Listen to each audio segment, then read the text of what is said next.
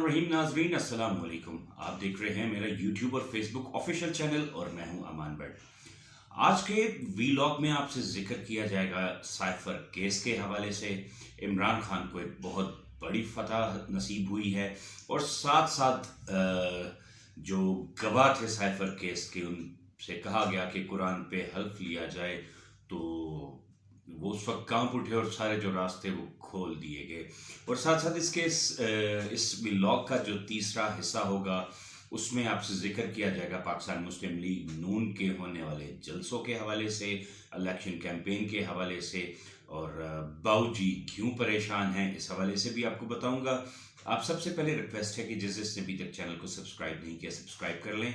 Bell icon का button दबा दें ताकि आपको आने वाले हर तजी और खबर के बारे में अपडेट मिलती रहे। अपने व्लॉग का सिलसिले का आगाज करूंगा साइफर केस के हवाले से। डेली रूटीन के बेस पे जो साइफर केस है उसकी समाअत की जा रही है रावलपिंडी के अडियाला जेल में। आज जो है वो समाअत का सिलसिला सुबह 10 बजे शुरू हुआ। कुछ डिटेल्स मेरे पास आपके साथ शेयर करूंगा कि जी बानी जो चेयरमैन पीटीआई है इमरान खान के खिलाफ जो है वो साइफर केस जो है वो जेल में उसका जो ट्रायल है वो कलअदम देने के लिए फैसला किया गया है। जो फैसला था, जो इस्लामाबाद हाई कोर्ट का फैसला था कि इमरान खान का जो जेल ट्रायल है, साइफर केस का ट्रायल है, वो अडियाला जेल में किया जाए, वो आज पाकिस्तान तहरीक इंसाफ के वकाला ने जो है वो सुप्रीम कोर्ट में उसमें अपील कर दी। और साथ साथ उस अपील में कहा, वफाकी हुकूमत को कहा गया है कि हाई कोर्ट का फैसला कल अदम जो है वो उस फैसले को कल अदम करार दे दिया जाए। तो ये एक बहुत बड़ी अपडेट है, बड़ी पेशरफ्त है कि इमरान खान के लिए जो है वो एक बड़ी अच्छी खुशखबरी है कि सुप्रीम कोर्ट में अब ये केस जाएगा और सुप्रीम कोर्ट में जो है इस केस की सुनवाई की जाएगी। और उम्मीद भी यही की जा रही है कि सुप्रीम कोर्ट जो है वो इस्लामाबाद हाई कोर्ट के फैसले को कलअदम करार दे देगा, क्योंकि सुप्रीम कोर्ट में लास्ट टाइम जस्टिस काजी फायजीसा ने जो हामिद खान हैं इमरान खान के वकील, उनको कहा कि हम इमरान खान को सुप्रीम कोर्ट बुलाएं, तो वो आते नहीं हैं। तो अब इससे ये लग रहा है कि अगर कलअदम करार दे दिया जाएगा फैसला, और उससे पहले जो दरख्वास्त गुजार हैं उन्होंने आज दरख्वास्त जमा करवा दी है सुप्रीम कोर्ट में। अगर ये केस जो है सुप्रीम कोर्ट में सुनवाई इसकी होती है और इमरान खान को पेश किया जाता है तो काफ़ी जो चीज़ें हैं वो क्लियर होती भी नज़र आ रही हैं। साथ साथ इसमें मैं आपको एक बड़ी इंटरेस्टिंग बात कहूँ, दरख्वास्त गुजार जो है उन्होंने मौक़िफ़ अपनाया गया कि इस्लामाबाद हाई कोर्ट ने हक़ाइक़ का दुरुस्त जायज़ा नहीं लिया। हाई कोर्ट के पास खसूसी अदालत की हैसियत ख़त्म करने का इख्तियार नहीं है। और साथ साथ जो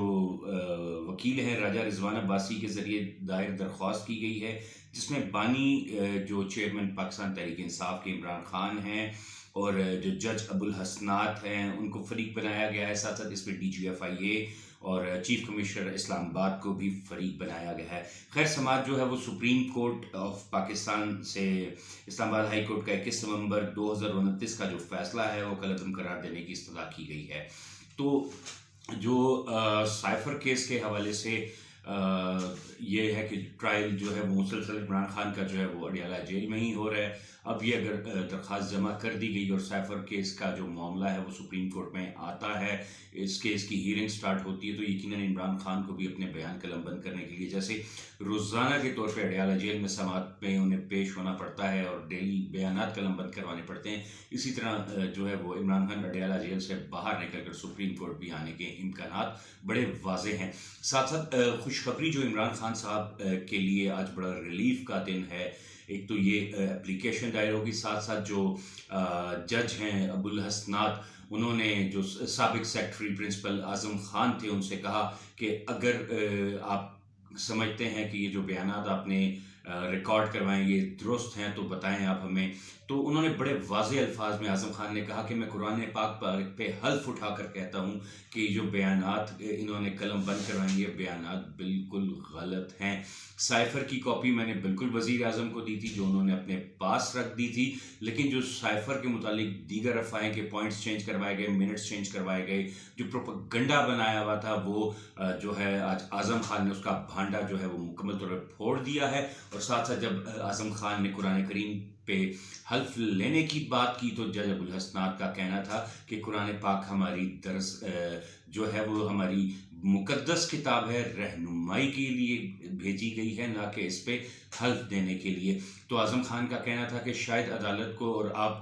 को मेरे कुरान पे हल्फ लेने से यकीन आ जाए, क्योंकि अदालतों में यही कहा जाता है कि जब भी कोई बयानात देने हो तो हल्फ लिया जाता है, और यकीनन वो कुरान पाक जैसी मुकद्दस किताब पे ही, ताकि झूठ ना बोला जा सके। तो इससे ये तो बड़े वाज़े तौर पे क्लियर हो गया कि जो इमरान खान पे साइफर इल्ज़ामात लगाए जा रहे थे कि उन्होंने टैंपरिंग की साइफर में, साइफर को जो है मिसयूज़ किया, वो इल्ज़ामात जो हैं वो गलत साबित हो गए। तो ऑलरेडी जो है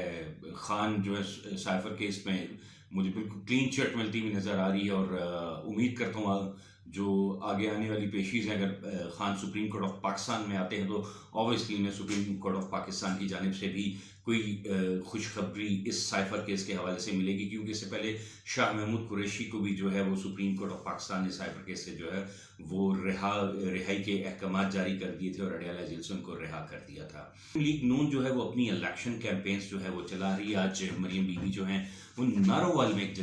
जलसा करके किस्मत आजमा रही हैं। इससे पहले कल उन्होंने एक जलसा अपनी जो किस्मत आजमाई, मियाँ नवाज शरीफ साहब जो है वो हेलीकॉप्टर के ज़रिए एक छोटे से स्टेडियम, फुटबॉल स्टेडियम था जहां उन्होंने जलसा किया। उस जलसे में मुझे कोई वाज़े कोई मैसेज, कोई चेंजिंग, कोई ऐसी चीज़ नज़र नहीं आई, सिर्फ तनकीद और सिर्फ तनकीद। हाँ, तनकीद में ये ज़रूर फ़र्क आ गया कि पहले मरियम बीबी कहा करती थी इमरान खान का नाम लेके, बुशरा बीबी का नाम लेके, अब उन्होंने 8 मई और 28 मई वाले करार दे दिया है। यानी 28 मई आपको याद होगा जो पाकिस्तान को एटमी ताकत बनी थी, होरी मिसाइल का हमने कामयाब तजर्बा किया, चाबी के मकाम पर हमने कामयाब तजर्बा किया था। तो अपनी जो जितनी भी उस हमने जो एक एटमी तजर्बा किया था उसकी सारा क्रेडिट जो है वो मियाँ नवाज शरीफ साहब के जो है वो कंधों पे डाल रही हैं। हत्ता कि ऐसा कुछ नहीं है, नवाज शरीफ साहब उस टाइम बेशक मुल्क के वज़ीर आज़म ज़रूर थे, लेकिन ये सिर्फ काम वज़ीर आज़म के अहकामात या वज़ीर आज़म की इंस्ट्रक्शन से नहीं होता। ये प्रॉपरली हमारी जो आर्मी है, जो हमारे साइंटिस्ट हैं, ये तमाम इन सब की काविश है कि ये अकेली मरियम बीबी उन पे मत ये काविश का सिरा डालें। तो इस time Pakistan Muslim league Noon is very deep trouble. जो भी जलसे हो रहे हैं वो बिल्कुल फ्लॉप हो रहे हैं। कल के जलसे में बाकायदा